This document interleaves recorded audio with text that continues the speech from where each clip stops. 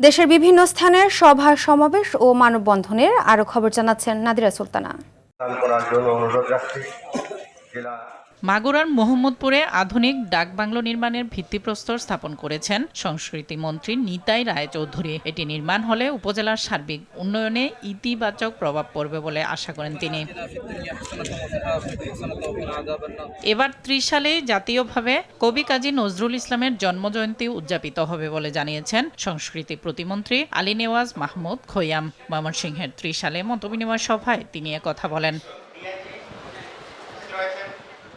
সুনামগঞ্জের জামালগঞ্জ ও ধর্মপাশায় হাওরের জলাবদ্ধ এলাকা পরিদর্শন করেছেন সংসদ সদস্য কামরুজ্জামান কামরুল। এ সময় কৃষকদের রক্ষায় পাম্পের মাধ্যমে পানি সেচার কথা জানান তিনি। মাদক নির্মূলে সবাইকে সক্রিয় ভূমিকা রাখার আহ্বান জানিয়েছেন জাতীয় সংসদের হুইপ মিয়া নুরুদ্দিন আহমেদ। অপু শরীয়তপুরের বীরশ্রেষ্ঠ ল্যান্স নায়েক মুন্সি আব্দুর রব স্টেডিয়ামে প্রিমিয়ার লিগের উদ্বোধনী অনুষ্ঠানে তিনি আহ্বান জানান। পিরোজপুরের নেসারাবাদে খাস জমির মাটি কাটায় ৩টি ইটভাটাকে অর্থদণ্ড দিয়েছে ভ্রাম্যমাণ আদালত। গোপন সংবাদে পশ্চিম সারেংকাঠি এলাকায় এই অভিযান চালানো হয়। মাগুরায় ক্ষুদ্র ও প্রান্তিক কৃষকদের মাঝে বীজ ও সার বিতরণ করেছেন স্থানীয় সংসদ সদস্য মনোয়ার হোসেন খান।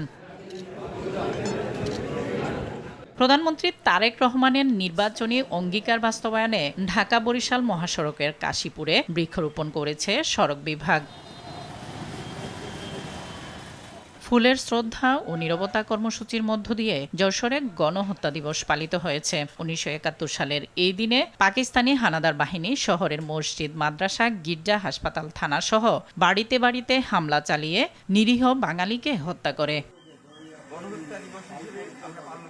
গাজীপুরের কালিয়াকৈর পৌরসভার ময়লা পরিষ্কারের উদ্যোগ নিয়েছেন মেয়র প্রার্থী সাইজউদ্দিন আহমেদ। শফিপুর পাইকপাড়া আঞ্চলিক সড়কের মাটিকাটা এলাকায় বিভিন্ন সড়ক, বাজার ও আবাসিক এলাকায় জমে থাকা ময়লা আবর্জনা অপসারণ করা হয়।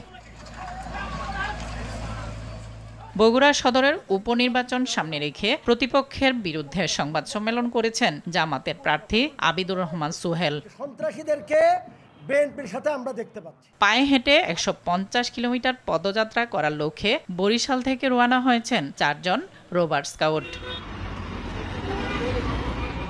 নাদিরা সুলতানা, RTV।